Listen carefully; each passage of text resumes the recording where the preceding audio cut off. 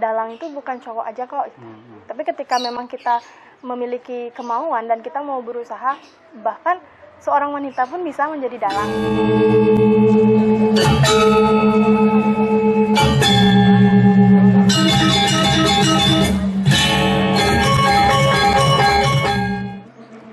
Pemirsa, kita kembali bergabung dengan channel Bali Express dalam acara Clear, yang berarti adalah tempat untuk untuk berdialog. Nah, kali ini kita akan berbincang dengan seorang dalang. Yang menarik dari dalang ini karena dia adalah seorang remaja, yang biasanya kita ketahui bahwa dalang itu paling ditekuni oleh orang yang sudah sepuh atau sudah berumur lah, dan identik dengan orang yang pakai mako atau ngadem gitu. Nah, kali ini karena ini yang menekuni adalah remaja, wanita lagi, ini menarik bagi saya untuk kita kuliti sang dalang ini. Kenapa mereka sampai menekuni hobi menjadi dalang ini? Kali ini kita langsung saja kepada narasumber kita, yaitu Komang Ayu Anom Suwandewi. Betul ya? Betul. Umur berapa sekarang, Ma? Sekarang 18 tahun. 18 tahun ya. Sekolahnya? Sekarang di IHDN Denpasar. Semester berapa sekarang? Baru semester 1. Ini Jalan Sulatri ya, Banjarbatan Buah, Kesiman Petilan. Nah, kita ketahui ini daerah basis daerah seniman ini, yang ada di kawasan salah satu kota Denpasar ini. Nah, kita langsung aja ke pokok ke pokok permasalahan. Saya ingin tanya, kenapa Komang kok tertarik menekuni hobi menjadi dalang? Yang pertama sih, sebenarnya hobi pertama itu kan menembang Bali. Sejak masih kecil sekali, emang suka sama kesenian-kesenian Bali. Nah, terus didukung dengan faktor lingkungan, di mana keluarga kan ya semua, bapak juga penekun seni, seorang seniman gitu, dan dorongan dari keluarga pun juga sangat-sangat mendukung ketika memang kita terjun di dunia seni. Nah, jadi karena memang suka berkesenian, otomatis dari kecil itu udah diajak bapak, biasanya ngoyang tuh diajak, itu jadi ketengkong gitu biasanya. Terus diajaklah setiap ada pementasan. Nah, otomatis secara nggak langsung, entah kenapa memang dari dalam diri tuh, aku pengen dong belajar gini gitu. Emang ada rasa di dalam diri sendiri untuk ingin menekuni dan bisa melakukan suatu kesenian itu, entah baik itu di awalnya memang awalnya itu di metembang sama di tari. Cuma karena sering diajak sama bapak, jadinya tertarik untuk masuk ke seni pedalangan. Dimana walaupun dibilang kan bahwa seni pewayangan itu merupakan suatu seni pertunjukan yang kompleks, dimana kita harus bisa metembang, menyesuaikan suara dan segala macam itu. Tetapi itulah tantangan gitu. Jadinya semakin tergiat lagi untuk bisa seperti itu, bisa menjadi seorang dalang. Terus sejak kapan? Sejak umur berapa itu sudah mulai langsung masuk ke dalam profesi dalang ini? Kalau untuk terjun langsung masuk sebagai profesi dalang itu bisa dibilang baru beberapa tahun sih, dari kelas 2 SMA. Pas waktu itu sejak umur 17. Nah, jadi sekarang saya kan 19, sekarang saya 19, jadinya saya menekuni seni pedalangan itu sejak umur 17 tahun. 17 tahun ya. Apa selain karena dorongan orang tua, apakah ada motivasi lain? Misalnya melihat teman dalang lain, atau mungkin karena tidak ada dalang wanita, ada motivasi seperti itu? Mungkin karena salah satunya ingin menggebrak gitu. Jadi kayak emansipasi wanita lah gitu. Jadi kita harus bisa memberi motivasi sama orang-orang bahwa dalang itu bukan cowok aja kok. Tapi ketika memang kita memiliki kemauan dan kita mau berusaha, bahkan seorang wanita pun bisa menjadi dalang gitu. Jadi gimana caranya kita tuh selain untuk diri kita sendiri sebagai ilmu untuk diri kita sendiri, kita juga bisa memberikan motivasi sama banyak orang gitu. Artinya kan tidak ada rasa minder gitu, karena kan profesi ini bukan profesi yang umum bagi seorang wanita kan, itu biasanya. Ya bahkan nggak sama sekali, nggak minder sama sekali, karena itu tadi di dalam kita pertunjukan wayang itu bukan hanya sebagai media hiburan atau media tontonan saja, tapi gimana kita bisa mengedukasi masyarakat. Itulah salah satu hal yang ingin saya kuasai, dimana kita makanya kenapa saya sekarang melanjutkan di kuliah di agama lah gitu, karena biar ada sangkutannya juga sama seni. Saya sebagai pelaku seni gitu, ketika nanti saya ada satu pertunjukan di sana, itu tidak akan hanya menjadi media hiburan saja, tidak hanya jadi tontonan saja, namun juga bisa mengedukasi orang banyak. Jadinya ketika mereka menonton, mereka tidak hanya terpuaskan karena hal-hal yang mungkin yang sudah biasa saja, tapi ketika mereka menonton, mereka juga bisa belajar gitu. Itu sih. Nah, ketika memulai menjadi seorang dalang, ini kan tidak artinya tidak gampang segampang profesi yang lain. Salah satunya seperti ritual. Ritual itu kan bagi seorang dalang, kalau di Bali, kita bicara Bali, itu dalang itu harus melalui prosesi yang lengkap. Artinya kita istilahnya mesakapan wayang, ritual lain itu apakah Komang lalui itu? Kalau untuk itu sih belum, karena mungkin mengingat juga belum sepenuhnya gitu ya, belum sepenuhnya bisa kita kuasai, dan mengingat juga masih remaja dan masih masih ingin menikmati masa muda lah gitu. Jadi belum sampai ke hal-hal yang memang untuk ritualnya itu belum, tapi kita masih di dalam proses menekuni, masih proses belajar dan belajar. Tapi kan harus memang ada ritual pemula ketika kita mulai menyentuh wayang itu. Paling untuk ritual pemula itu biasanya sama bapak gini sih ya, tapi untuk kayak musakapan itu belum enggak. Ya? Karena emang masih proses belajar sih. Nah, tadi Mang kan sebut itu bahwa dalang itu adalah seorang seniman yang kompleks. Ya. Kompleks dalam artian ini dia harus menguasai berbagai pertunjukan lain, ya kan? Ya. Selain tari, dia juga harus menguasai tabuh, kemudian harus menguasai vokal. Gimana ini proses belajarnya ini? Itu dah tadi kan kenapa dibilang pertunjukan kompleks. Awalnya memang saya sendiri itu lebih dulu terjun di tari sama metembang. Jadinya ketika mulai terjun ke wayang, jadi otomatis pada saat menari itu kan pasti juga mengikuti alunan gamelan gitu. Jadi di sana tuh kita juga kayak harus dini benahnya ngangsel nih gitu. Jadi kan kayak udah terbiasa lah gitu, bisa dibilang udah cukup sering mendengar tabuh atau gamelan-gamelan itu gitu. Jadi dan sempat juga beberapa saat sempat ikut di konghubyar gitu, sempat.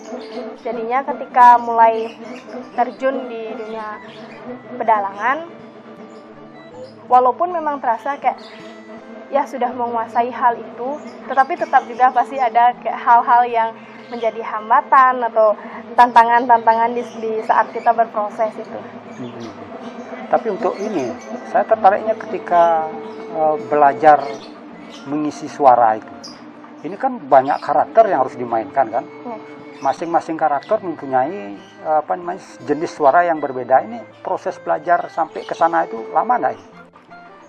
Bisa dibilang lumayan lama, dan karena karena dari dulu udah sering dengar bapak kalau misalnya wayang itu kan, jadi kayak secara nggak langsung udah tahu, gini suara malen kayak gini, suara merdah kayak gini. Jadi ketika kita terjun nggak kaget-kaget banget, jadi gitu loh, kayak nggak shock lah gitu. Nah terus segininya Mas, terus mengenai tari itu kan. Nah ini kan memainkan wayang itu harus menari juga kan. Iya. Nah kira-kira ada nggak persamaan antara kita menari dengan menarikan wayang itu? Tangannya, kemudian ini kan yang bisa bergerak tangan dan kipanya gitu ya? Iya, mungkin perbedaannya kalau misalnya di pertunjukan tari itu kan kayak seluruh badan kita emang apa yang dilihat oleh penonton itu ya memang badan kita gitu. Tapi ketika di dalam pertunjukan wayang, bagaimana caranya kita menarikan tangan agar wayang ini terlihat memang benar-benar seperti menari gitu. Jadinya memang tantangan sih, jadi memang kekuatannya itu ada di tangan. Ketika kita mampu membuat wayang itu terasa seperti menari, bahkan kita sendiri pun akan terasa seperti menari juga gitu. Secara tidak langsung terbawa kan suasana gitu.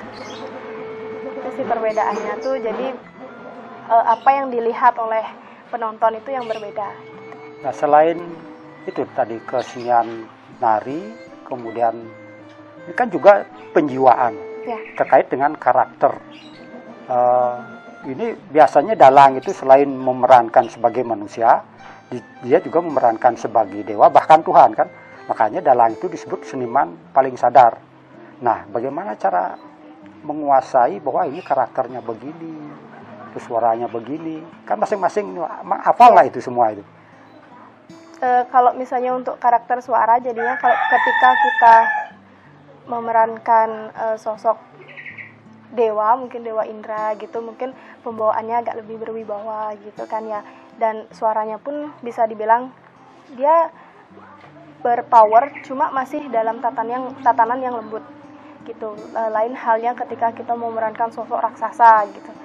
Kalau sosok raksasa itu kan pasti udah keras gitu kan ya, jadi agak gimana ya namanya, rengas lah gitu kalau memerankan sosok raksasa. Lain kalau misalnya kita memerankan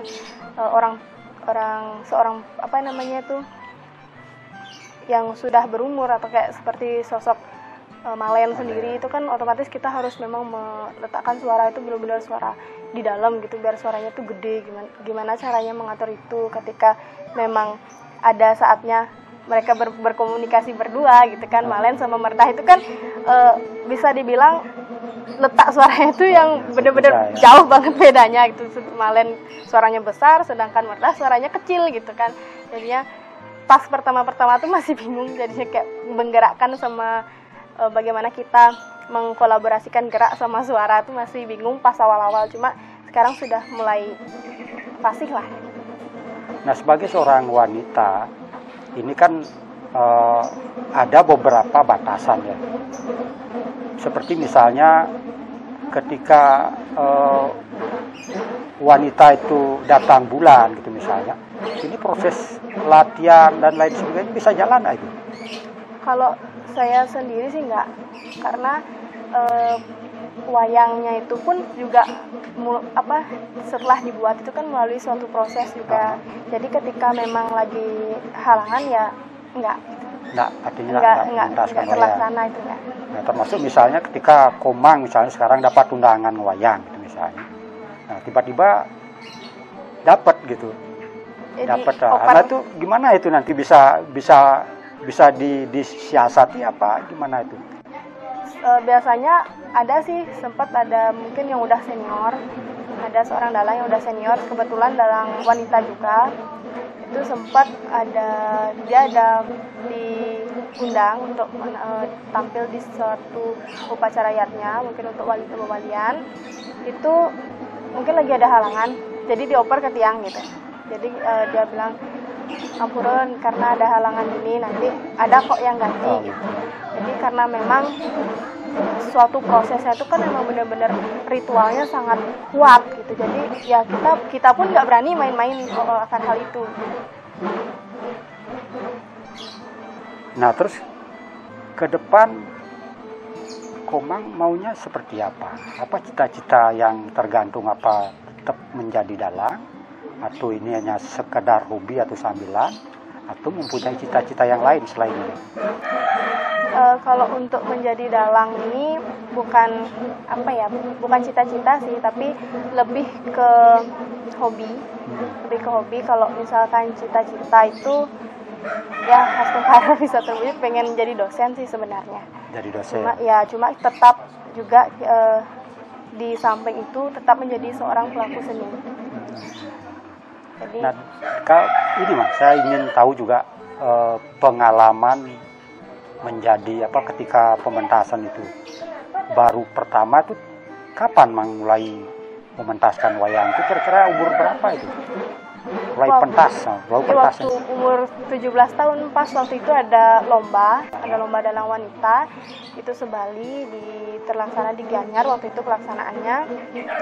Waktu itu dia jadi peserta paling kecil karena batas usianya itu minimal 17 tahun dan pada saat itu kebetulan baru banget menginjak 17 tahun, jadi langsung ditanya sama Bapak, "Nyak, milu lomba wayang nih." Habis itu ya udah, karena emang ada kesempatan ya lagas saja gitu.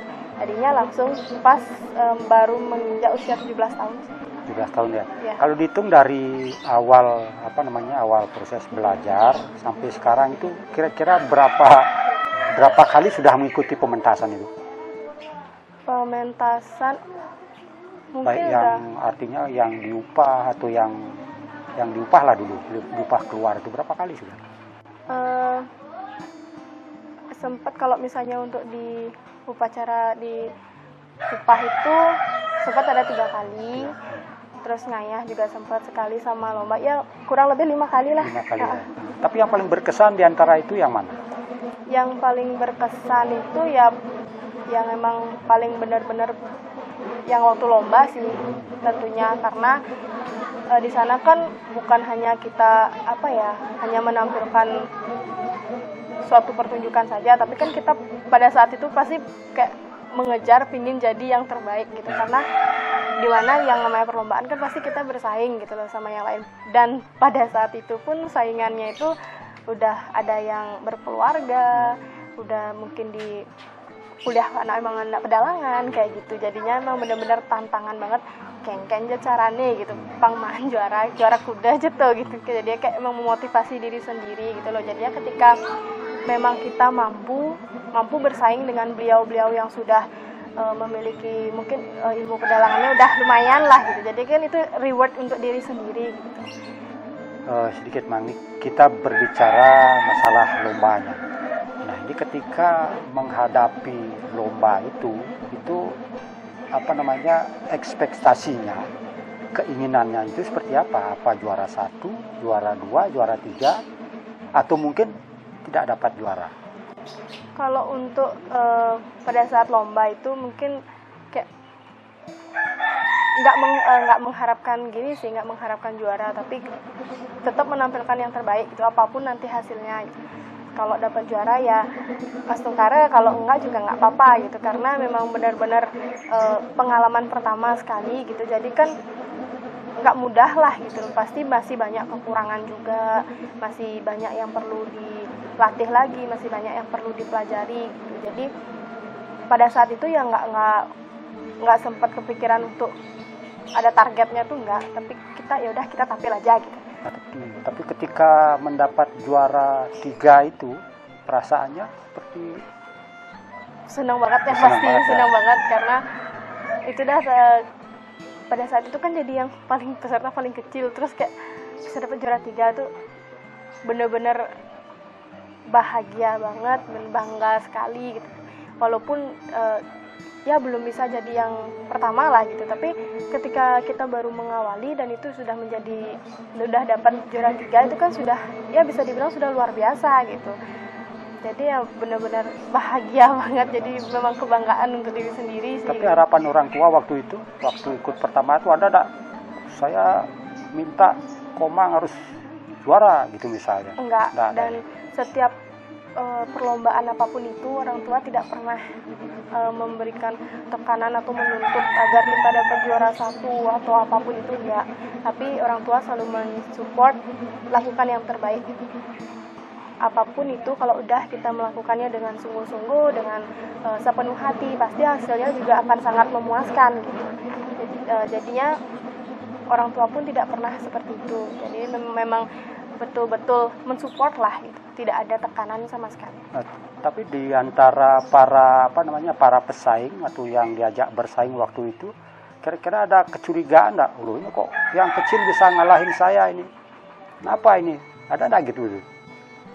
Kalau untuk misalnya yang peserta yang lain itu mungkin dia nggak tahu ya gitu, karena pada saat itu pun yang untuk pengumuman juara itu karena memang benar-benar nah hengken je hasilnya gitu. Jadinya pada saat itu kan yang mendampingi waktu lomba itu juga ada kakak-kakak yang memang udah lebih berpengalaman lah. Jadi mereka yang bersemangat, nah wijeng enak gitu jadinya. Jadi mereka yang semangat gitu. Jadi benar-benar emang dirangkul banget kalau misalnya ada salah ini kenang nih kuang dek gitu. Jadinya ketika memang kita pun melakukan sesuai apa yang sudah kita pelajari, sesuai dengan arahan gitu kan. Jadi mereka pun juga senang gitu. Mereka pun juga senang, dan mereka pada saat mereka tahu bahwa dapat juara pun mereka juga sangat selamat deh ini gitu. Jadi emang benar-benar kayak gimana rasanya disayangi seorang kakak itu. Jadinya apapun itu mereka yang mensupport gitu. Kebetulan juga kakak seniman juga ya. Keluarga? Iya. Ya. Semuanya suka terjun ke dunia seni sih. Tapi kakak juga dalang? Kakak enggak. Nah. Kakak lebih ke olah vokal. Olah vokal. Iya. Ini terkait sedikit ya, terkait dengan biasanya kalau seorang dalang itu dia harus dibekali selain kemampuan teknis tentang memainkan, juga harus dibentengi oleh sesuatu yang bersifat gaib. Nah kira-kira ini Komang gimana menyikapi hal itu? Masih percaya atau mungkin dilewati begitu aja? Kalau melihat dari yang sudah terjadi, melihat ya banyak mungkin yang mengalami seperti itu, kita percaya, Tiang sendiri pun percaya gitu. Cuma kembali lagi kalau Tiang kan baru gini juga baru belajar gitu, jadi belum sampai yang memang kita membentengi diri dengan hal-hal yang bersifat seperti itu, enggak. Paling kita Tiang cuma berdoa aja sih, cuma berdoa minta yang terbaik gitu, apapun itu, dan dihindari dari hal-hal yang berbau negatif gitu. Memang banyak sih cerita yang Tiang dengar juga seperti itu kan, ada yang hal-hal yang benar-benar kayak masa sampai seperti itu ya gitu kan. Cuma kembali lagi karena memang udah ya bisa dilihat dan sempat juga merasakan ya tahulah gitu loh. Jadinya percaya memang benar seperti itu adanya gitu. Tapi kembali lagi Tiang nggak mau yang sampai, karena Tiang pun juga masih baru gitu kan ya, masih belum seorang dalang yang wah gitu kan ya, belum memiliki kemampuan yang memang benar-benar luar biasa gitu. Jadi ya untuk itu sih Tiang kalau misalnya mau ada sesuatu pun masih tetap berdoa dan berdoa, nggak ada yang membentengi diri pakai mungkin hal-hal yang berbau yang berbau ya gitulah gitu kan ya, itu enggak. Tapi kan enggak pernah merasakan ada serangan enggak gitu, ya setengkara, dan semoga enggak itu. Sekarang sampai saat ini sih masih baik-baik saja gitu, dan semoga kedepannya akan selalu seperti itu. Makanya kenapa kita selalu berdoa gitu kan ya. Jadi setiap apapun itu selalu memohon kepada beliau untuk diberikan kemudahan, kelancaran gitu. Ini terakhir Mak, pertanyaan saya yang terakhir. Ini kan Komang seniman sebagai dalang kan gitu. Nah nanti harapannya ke depan, nanti kalau ketemu jodoh itu apa yang berprofesi dalang juga? Kalau misalnya untuk profesi sih enggak. Cuma ya harapannya yang pasti bisa kalau misalnya suka seni lah gitu. Minimal suka seni. Yang penting gitu sejalan kan. gitu, walaupun ya, tidak dalang. Walaupun bukan seorang seniman atau seorang pelaku seni, tapi setidaknya dia suka seni gitu. Jadi ketika memang kita ada pementasan, nggak bosan gitu loh. Mungkin kalau misalnya suatu saat disuruh ngantar ke sini ke situ, mungkin ada pementasan gitu. Jadi ya dilakukan juga dengan sepenuh hati gitu, nggak ada yang kayak bosan gitu kan ya. Untuk profesi mungkin kalau misalkan emang ya itu kan semua rahasia Tuhan gitu, kembali lagi ke Tuhan gitu. Dan yang sendiri pun juga masih muda dan umur juga masih terlalu muda, jadi semua itu kembali lagi ke Tuhan. Kalau misalkan memang berbeda profesi, ya minimal suka seni lah gitu. Sebagai pesan terakhir mungkin Mang punya harapan kepada generasi ini kan sudah milenial kan, orang sudah semakin jauh juga karena profesi ini sudah dianggap ketinggalan zaman. Harapan Mang ke remaja-remaja yang lain itu seperti apa? Kalau untuk harapan sih, kalau bisa sebagai generasi muda, apalagi di zaman seperti sekarang ini, di mana kita dikenal sebagai generasi milenial, ya walaupun ini terkesan kuno. Kalau kita mempelajari suatu kesenian itu terkesan kuno, apalagi seni pedalangan. Itu kan kayak apalagi seperti yang dibilang tadi, itu identik sama bapak-bapak yang udah berumur, apalagi pakai mako gitu kan, pasti udah kayak nyakseng aja gitu kan ya. Tapi bagaimana saya sendiri sebagai seorang dalang yang masih remaja, gimana saya harus bisa memberikan motivasi untuk generasi-generasi yang ada, bagaimana agar mau mempelajari kesenian kita. Karena kalau misalnya tidak kita yang mempelajari, lambat laun kalau misalnya tetap masih yang mengarah pada anak tua kan dari kene dari dalang di sini dari dalang, kalau misalnya kita tetap mengacu pada itu, otomatis kan bakal lambat laun bakal hilang gitu kan ya. Jadi nggak apa-apa, kalaupun misalkan tidak dijadikan sebagai profesi, kita belajar aja nggak salah kok. Kita belajar aja, itu pun ketika kita belajar berarti kita sudah mau melestarikan dan kita juga mau mempertahankan kesenian kita yang ada di Bali gitu. Jadi untuk generasi-generasi muda jangan malu dan jangan takut untuk belajar, walaupun ada banyak orang yang mengatakan bahwa apa yang kita lakukan itu adalah suatu hal yang kuno, tetapi ketika kita mau belajar nanti di suatu saat kita bakal terlihat sangat luar biasa ketika kita bisa melakukan hal itu dan mereka tidak gitu. Jadi jangan takut dan jangan malu, itu aja sih sebenarnya. Kalau misalnya motivasi untuk generasi-generasi itu, jangan pernah malu untuk mempelajari kesenian kita sendiri. Mang, ini tentunya tidak sekadar berbicara aja kan itu.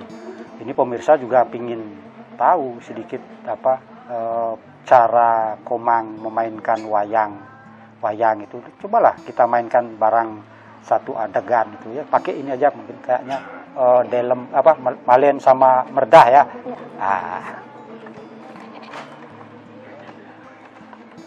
Ya.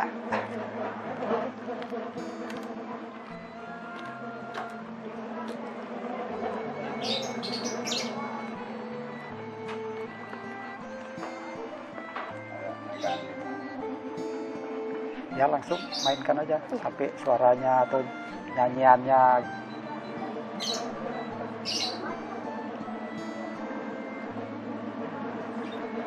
Duh, Merdah, jangan toleh Gusti Nani Merdah. Mencang nang. Gusti Nani sedang kesakian oleh kita keyangin. Oh, toleh nang. Ayah ini tekan Widya-dari ini, watak Widya-dari ini saja tuh Merdah. Toleh kan paling jegek tuh Merdah. Ane paling jegek tuh nang putih gading nang. Tuh Subamadan Dedari Suprabo Bangtawang. Atuh madan Dedari Suprabo ane ngodo ide Sang Arjuna dugase nangun yakso di Gunung Indrakila sih kata nang. Saja tuh Merdah. Terima kasih Mas, terima kasih. Demikian tadi perbincangan kita dengan salah seorang dalang wanita remaja bernama Komang Ayu Anom Swan Dewi. Mudah-mudahan ini menjadi inspirasi bagi para generasi, khususnya kaum wanita, untuk tetap mencintai kebudayaannya.